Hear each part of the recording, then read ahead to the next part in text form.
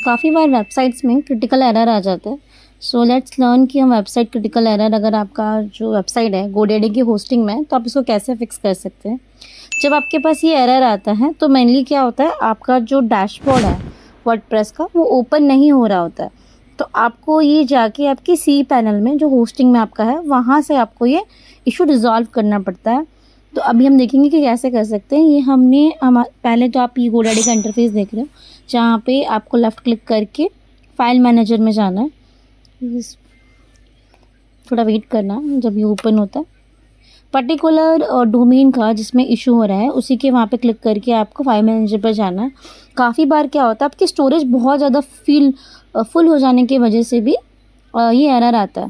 तो इस केस में क्या था, मल्टीपल फाइल्स ऑटो जनरेट हो जाती हैं काफ़ी बार। जैसे आप देख रहे हो साइज़ में जो मैंने फ़िल्टर किया तो यहाँ पे 0 बाइट्स के काफ़ी फाइल्स दिख रहे हैं हमें।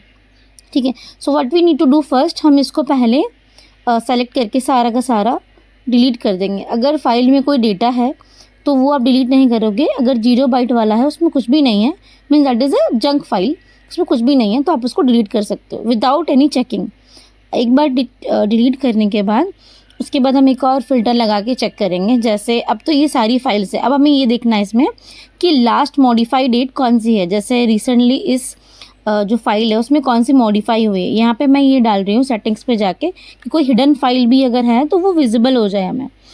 ये चेक करने के बाद जितनी भी फाइल्स डेट आ गई तो सबसे पहले ये एरर लॉग वाला एक फ़ाइल है जो ऊपर आ गया, जिसमें लास्ट मॉडिफाइड डेट आज की ही है। ठीक है, उसको हम एडिट करते हैं, लाइक दिस हम एडिट कर सकते हैं।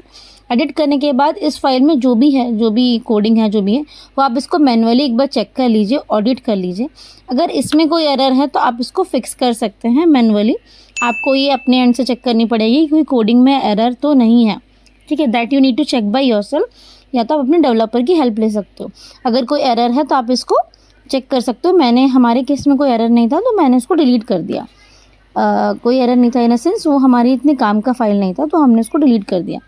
फिर अभी हम जाके एक सारी फाइल्स 1 बाय 1 चेक कर रहे हैं कि कहीं किसी में कोई कोडिंग का इशू तो नहीं है, कोई एरर तो नहीं रह गया है। So we are checking it thoroughly like this. आपको चेक करना है, सारी फाइल्स आपको मैनुअली चेक करनी है कि कहीं कोई है या चीज़ है या नहीं है।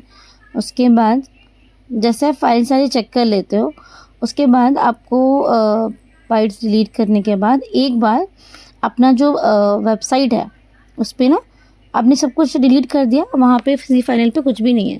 तो एक बार जब भी क्रिटिकल एरर्स आ रहे हैं, जो आपका प्लगइन का फ़ोल्डर है, प्लगइन का जो फ़ोल्डर है आपका, उस पर आप जाके उसको ओपन करके ये आपका WP कंटेंट के अंदर आपका होता है प्लगइन का फ़ोल्डर। यहाँ पे जैसे WP हमने क्लिक किया, WP कंटेंट क्लिक किया, यहाँ पे प्लगइन का एक अलग से फ़ोल्डर होता है, यहाँ पे आप क्लिक करोगे, इसको रीनेम कर दोगे आप।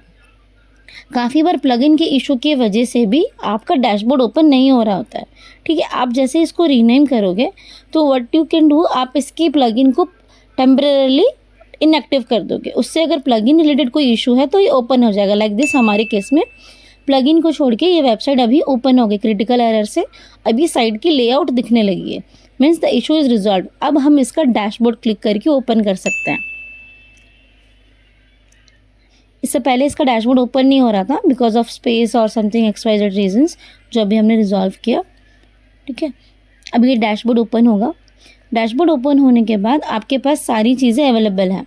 आप प्लगइन्स पे जाके देखोगे तो सारी प्लगइन्स जो पहले से थी वो अभी एरर शो हो रही हैं।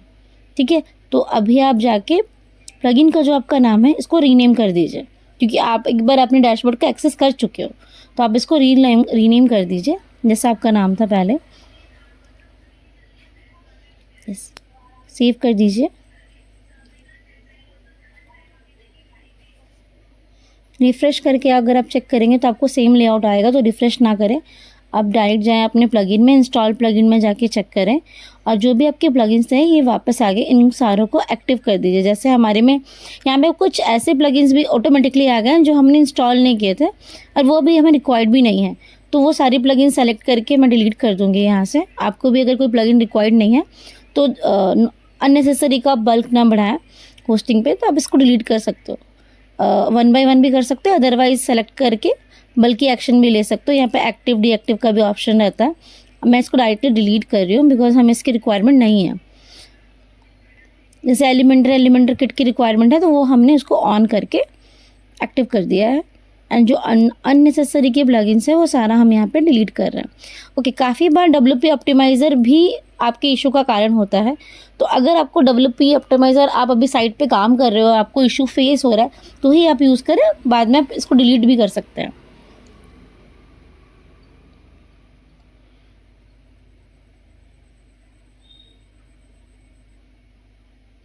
सो सारे प्लगइन्स, अननेसेसरी के प्लगइन्स डिलीट करने के बाद अभी हम जाके एक बार अपना साइट चेक करेंगे। देन यू विल सी कि साइट इज़ वर्किंग प्रॉपरली और नॉट।